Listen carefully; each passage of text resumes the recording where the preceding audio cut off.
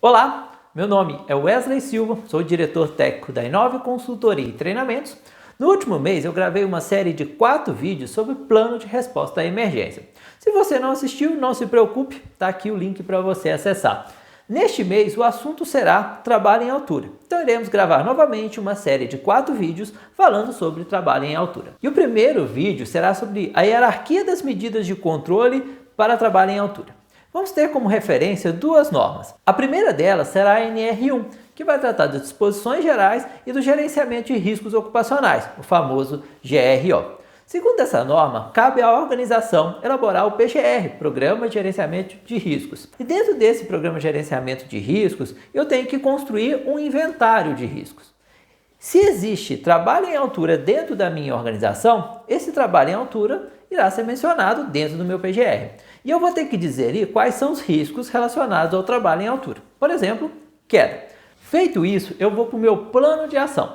Dentro desse plano de ação, eu vou ter que propor as medidas de controle para aquele risco de trabalho em altura que eu levantei anteriormente. E aí pode ser treinamento, vai ser equipamento de proteção individual, equipamento de proteção coletiva e outros. E quando eu vou para dentro da NR35, ela fala que todo trabalho em altura precisa ser planejado. E uma das formas de fazer esse planejamento é através do processo de análise de risco. De acordo com o item 35.4.2, que estabelece a hierarquia das medidas de proteção, a primeira medida para o trabalho em altura é evitar o trabalho em altura sempre que existir um meio alternativo de execução. E neste item é preciso buscar soluções criativas e seguras para se evitar o trabalho em altura. Muitas das atividades em altura que nós temos hoje dentro das organizações poderiam ter sido evitadas dentro do projeto, ou seja, na concepção do projeto deveria se ter pensado como que o trabalhador vai fazer a instalação ou como o trabalhador vai fazer a manutenção. Vou dar um exemplo aqui para ficar um pouquinho mais claro para vocês.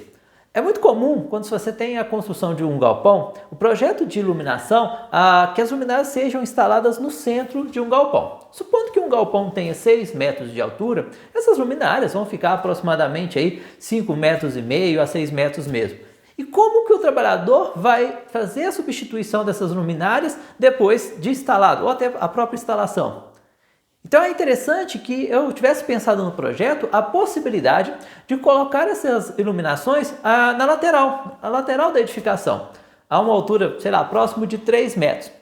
Claro que vai ter uma perda na capacidade luminosa das lâmpadas, mas isso pode ser corrigido dentro do projeto.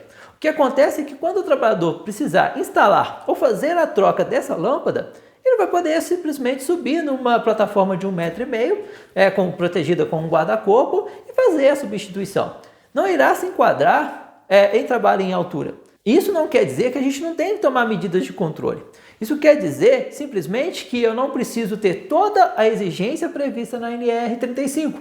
Por exemplo, uso do cinto de segurança, treinamento para trabalho em altura, a RT do ponto de ancoragem, a elaboração de uma permissão de trabalho, entre outros. A segunda medida seria medidas para eliminar o risco de queda do trabalhador na impossibilidade da realização de uma outra maneira. E aí nós estamos falando aqui da proteção coletiva, do sistema de proteção coletiva contra quedas. E aí vamos falar de guarda-corpo, uma grade de proteção, entre outros.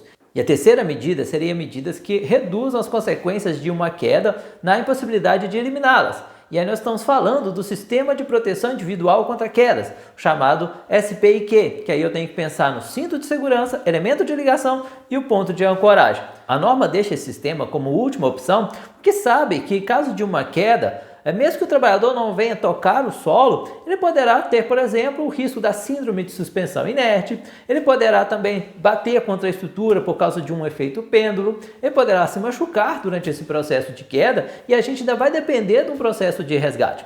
Por isso eu deixo essa opção como última. Para finalizar, a minha dica de gestão de hoje é: na construção do PGR e na gestão de riscos ocupacionais, eu tenho que pensar seriamente nessa hierarquia das medidas de controle. Adotando o EPI na impossibilidade de evitar o trabalho em altura e da adoção de medidas de proteção coletiva. Espero que você tenha gostado desse vídeo. Se gostou, curte aí o nosso canal. Aquele abraço!